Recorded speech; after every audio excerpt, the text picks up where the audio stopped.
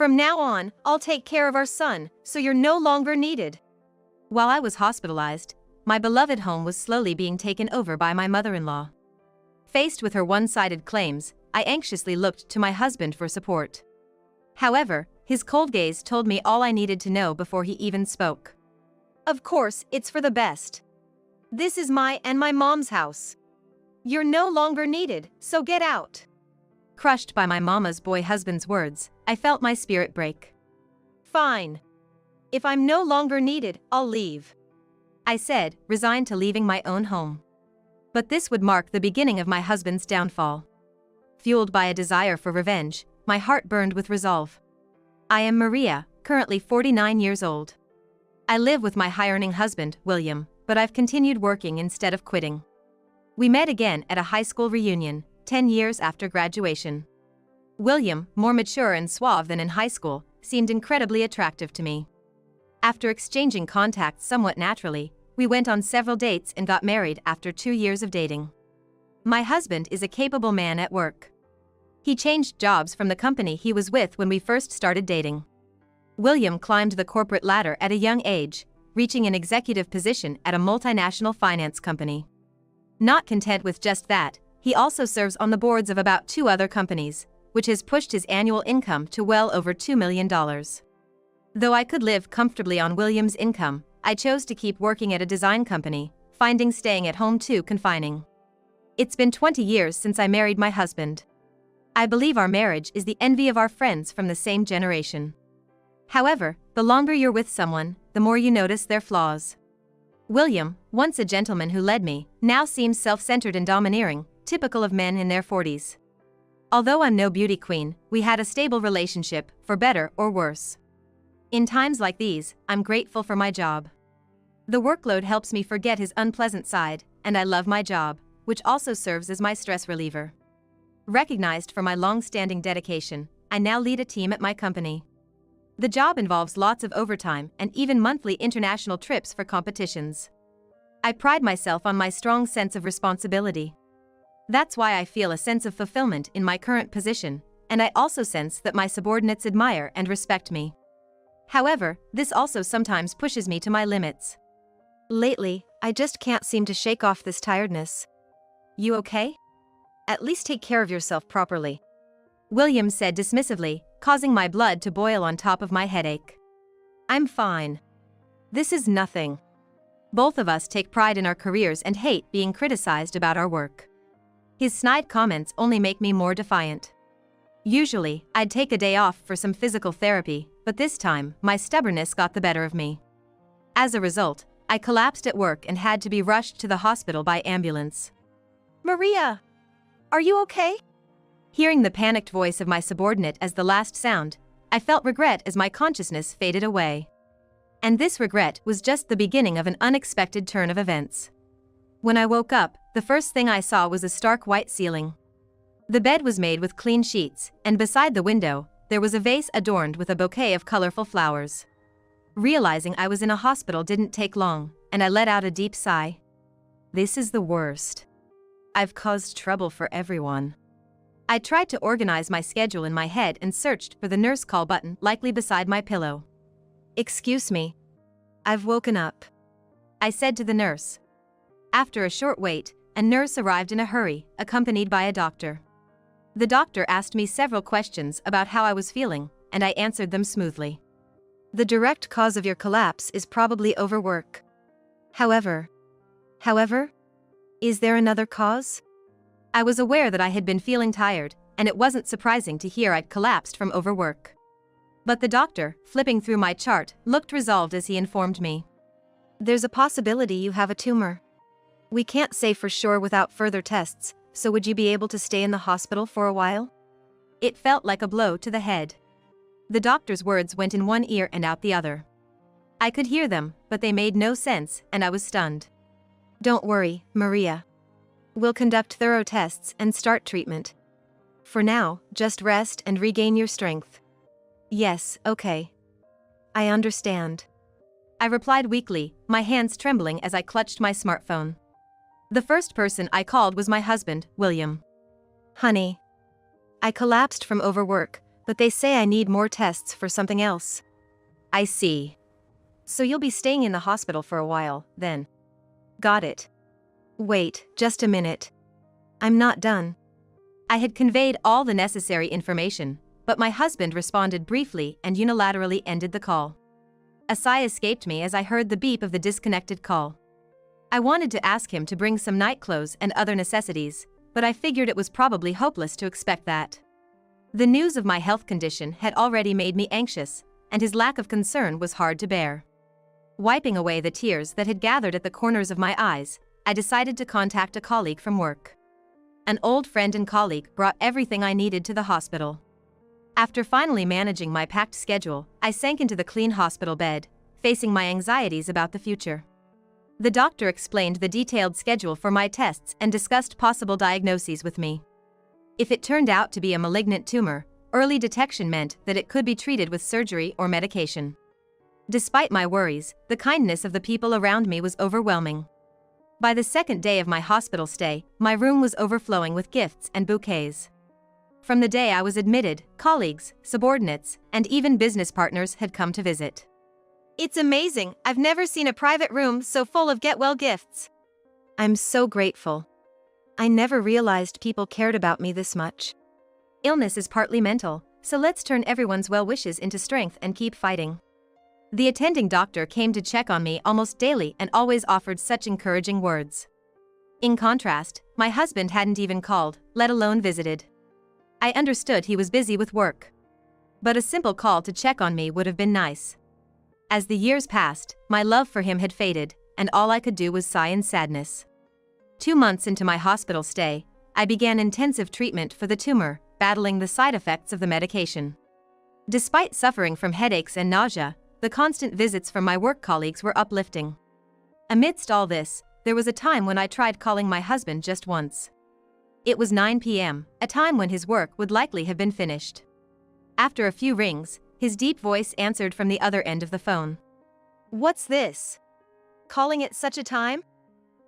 Just wanted to see how things were on your end. Nothing's changed. Is that so? I was foolish to hope he might ask, are you okay? William's responses were mechanical, like he wanted to end the call immediately. Then, I heard an unfamiliar voice on the other end of the phone. William? Who's calling at this hour? It's Maria. William's voice sounded distant. Is someone there with you? When I asked, sounding perplexed, William sighed in annoyance and answered. It's just my mother.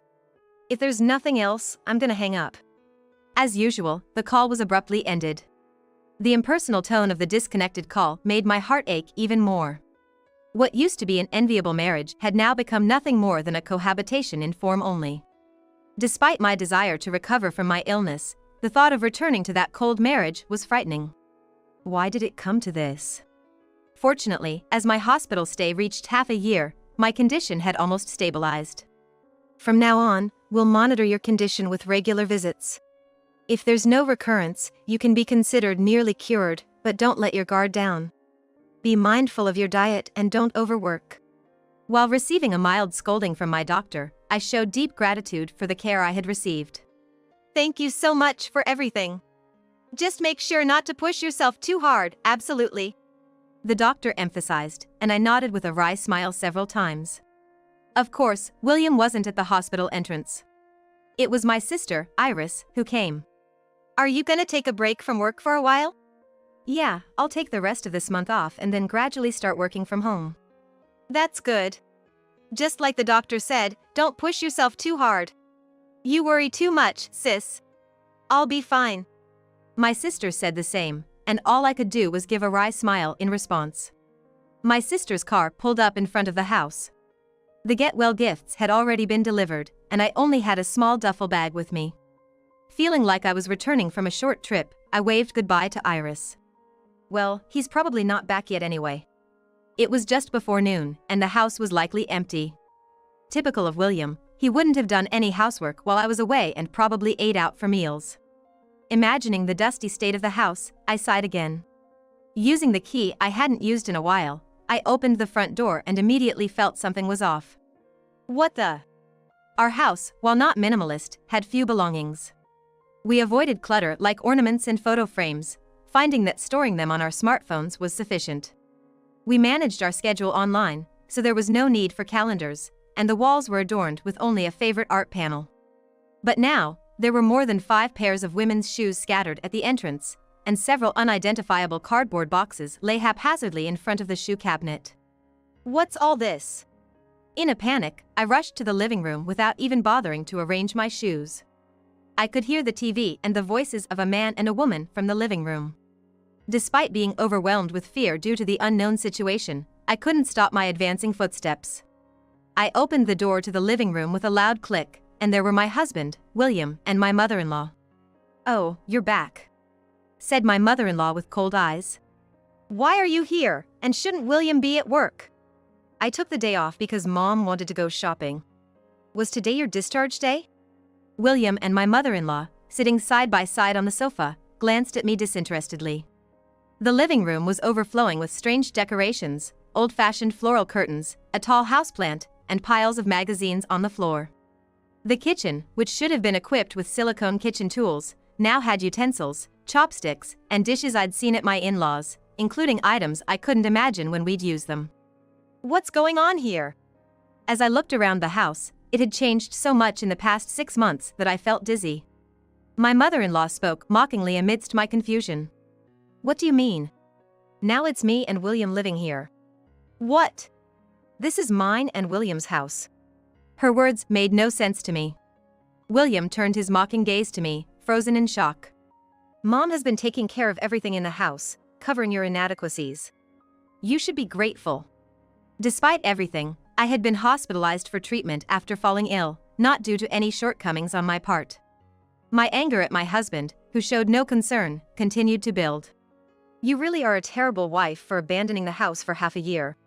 "I didn't abandon it, I was hospitalized. You never even visited me," I retorted strongly, only for my mother-in-law to snap back with a red face. "How dare you say that? William has been working hard every day, and you were just lying in the hospital. I didn't choose to be hospitalized. Basic self-care is essential for an adult. Why should I sympathize with your poor health habits? That's right, you should be supporting your husband. Aren't you his wife?" Thinking back, she had always been like this since the beginning of our marriage. My mother-in-law, a stay-at-home wife, was supported by her husband in management for nearly 40 years. She took pride in being a housewife and saw me, who continued to work after marriage, as an adversary. "Isn't it a woman's role to look after the home, William?" "Well, I earn enough, and if necessary, I can make Maria quit her job, Mom." My father-in-law was a passive husband who showed no interest in home affairs and left everything, including child-rearing, to my mother-in-law. As a result, she doted on her only son, William, who became overly attached to his indulgent mother. This intensified after my father-in-law passed away 5 years ago. William stayed at his parents' house 3 nights a week and was in daily contact with his mother. "I was always worried. That's why I was against this marriage." "I'm sorry, Mom. If I had listened to you." Even as I stood there in shock, the two of them continued to speak as they pleased. I had reached my limit. "Enough! Why is my mother-in-law living here in the first place?" I yelled, confronting their twisted display of parent-child affection. "This is our house. I never agreed to live together," I declared firmly, and the atmosphere froze for a moment. William's face turned red with anger, and my mother-in-law, also flushed with rage, retorted. "How ungrateful! Who do you think has been supporting this household? This is my son's house. And while you were in the hospital, I was the one supporting him." "That's right. You haven't fulfilled a single duty as a wife. Right now, it's me and William living here. From now on, I'll take care of our son, so you're no longer needed." "How can you say that? William, are you really okay with this?" I looked at my husband in desperation, hoping for some support against the one-sided accusations. But his gaze was cold, and I understood his stance even before he spoke. "Of course I am. This is my and my mom's house. You're no longer needed, so get out." My heart broke at my mama's boy husband's words. Despite our cooled relationship, I had thought of supporting him in my own way. Memories of past events flashed through my mind, recalling the harsh treatment from my husband as if it were yesterday. I let out a deep, deep sigh. And then, with a resolved look, I faced the two of them. Fine. If I'm no longer needed, I'll leave. I'll dispose of everything that relates to me. As I said this, trying to convince myself, my mother-in-law's cheeks relaxed in triumph, and she let out a loud laugh. Get out quickly, you good-for-nothing. Come on, William, let's live happily with Mom from now on. What kind of 40-year-old son calls his mother Mama? William smiled sloppily as he passed by me. Mom, let's go shopping and eat out. It's a change of pace. Yes, let's celebrate at some fancy steakhouse. They left like a newlywed couple. Alone in the silent room, only my sobs could be heard. 20 years of marriage, not wasted, but certainly empty. Sis, I'm sorry. Can I stay here for a while? I packed only the essentials in my bag, sold everything else, and left for my sister Iris's house with just the clothes on my back. After an hour of changing from train to bus, I finished sorting out my future plans while looking out the window. What happened? Why are your eyes so red? Come in right away. My sister, who was married and living in a condo with her husband. Currently, her husband was away on a work assignment, so I often stayed over at her place. In her familiar apartment, sitting on the sofa, I confided everything to Iris. Being kicked out of the house right after my discharge and the terrible things my husband had said and done up until now. How my mama's boy husband had invited his mother to stay at our home. As the story progressed, Iris's expression grew stern, and by the end, she was shaking with anger. What awful people! Maria, let me give them a piece of my mind. It's okay, I don't want anything to do with them anymore. But seeing my sister angrier than myself somehow calmed me down. I soothed her, who looked ready to storm out barefoot, and shared my plan for what to do next. You're a formidable woman, my sister, Iris said with a wry smile, and I was surprised. That's right, I'm capable and earn enough to live on my own. I don't need to be afraid or hurt by those two anymore. You know, I'm actually quite smart and resourceful. I feel silly for worrying so much. Thanks to my sister, I felt even more composed.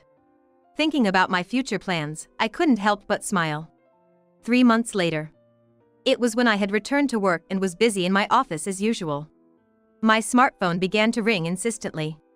I looked up from the documents, saw the screen. That was quicker than expected. It was William's name as the caller ID. It had been a while since we last spoke, but I answered the phone as if nothing was amiss. Hello, yes? Hey, what's going on? A real estate agent is at the house. Oh, is that so? And? I replied in a detached tone, which seemed to take William aback, causing him to stumble over his words. You must have called for a reason, right? This was a line I often heard from him. Don't talk to me unless you have something to say. It was probably one of the most frequent harsh remarks I had received. Why do we have to leave the house? William continued, his voice filled with panic. I decided it was time to confront him with the truth. Remember?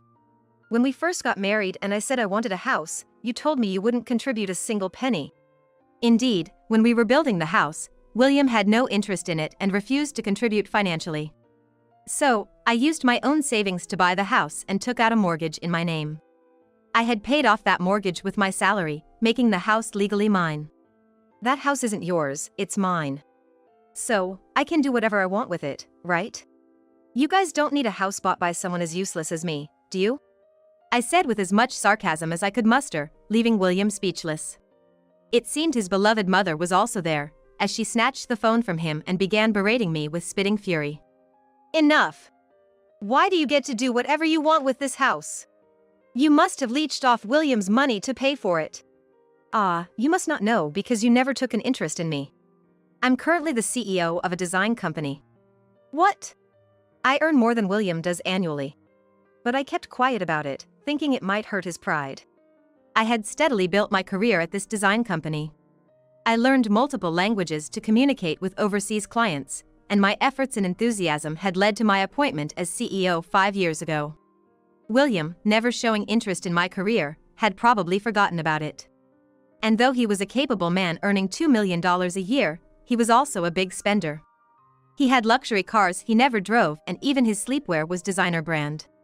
He was known for his womanizing and drinking habits, infamous among our peers for his poor behavior when drunk.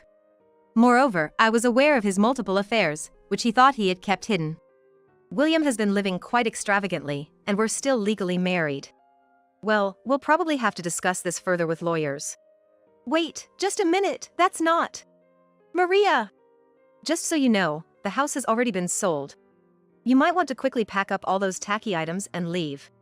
Wait, let's talk about this. Maria, please. I could hear William's faint voice and his mother berating him in the background.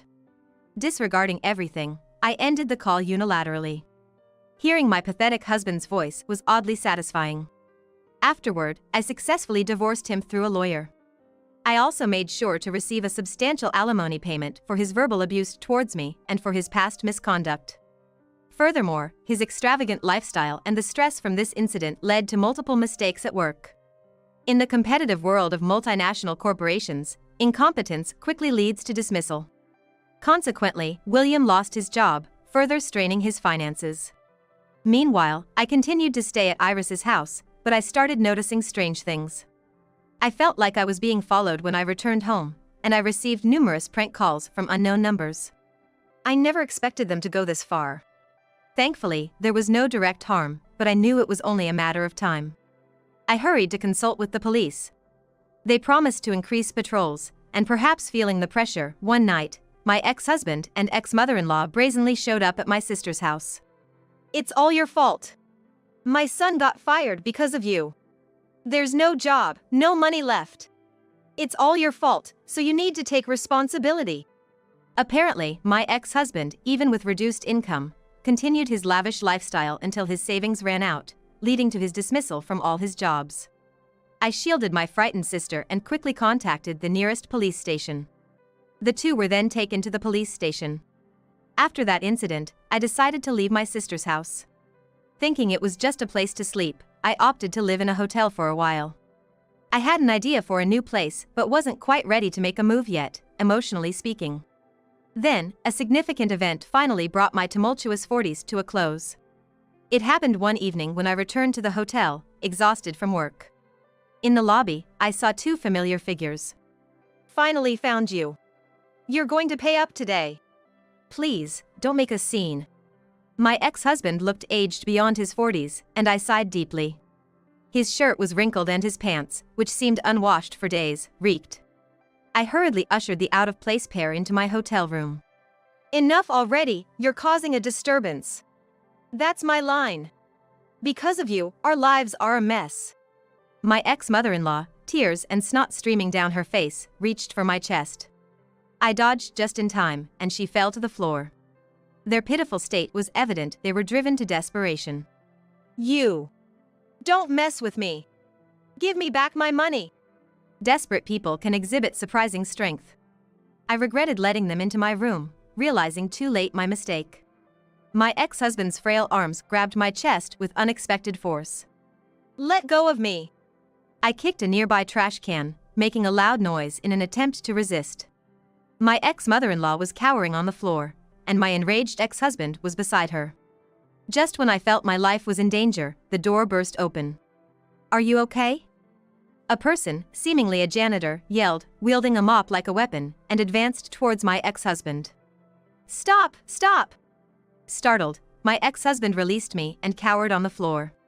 The hotel front desk had promptly called the police, and this time, my ex-husband and ex-mother-in-law were taken into custody. Previously, they had been released with a stern warning, but this time they were officially charged. Already struggling to find a job, my prideful ex-husband now had a criminal record, making re-employment even more difficult. Eventually, I heard through the grapevine that they were living meagerly near a riverside. What a tumultuous 40s that was, he said, cutting his steak elegantly. In a restaurant softly illuminated by candlelight, we were dining elegantly. It's surprising, being almost 50 and all this happening. But it's really good that you didn't get seriously injured. His smiling gaze made me feel bashful, so I quickly sipped my red wine to hide it. Ever since my discharge, he had been my attending physician, and I've been in his care for many years. Thanks to him, there has been no recurrence of the tumor, and I've been living a peaceful life. Privately, we grew closer, and now we have settled into a relationship as lovers.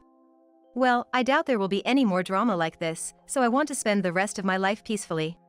Yeah, that sounds good. And he finished his main course and slowly took a small box out of his breast pocket. Inside the box was a ring set with my birthstone. Will you give me your life to take care of from now on? I thought back to my lonely and joyless marriage. My job was my only solace, and I had pushed myself too hard because of it. I failed to see the true nature of people, causing a huge commotion that even involved my sister. Thank you, I'm so happy. The gem on my left ring finger was like a light shining on my life. My 40s were tough and full of scars. But now, more happiness than ever before awaits me. Smiling at him, I felt excited about our future together.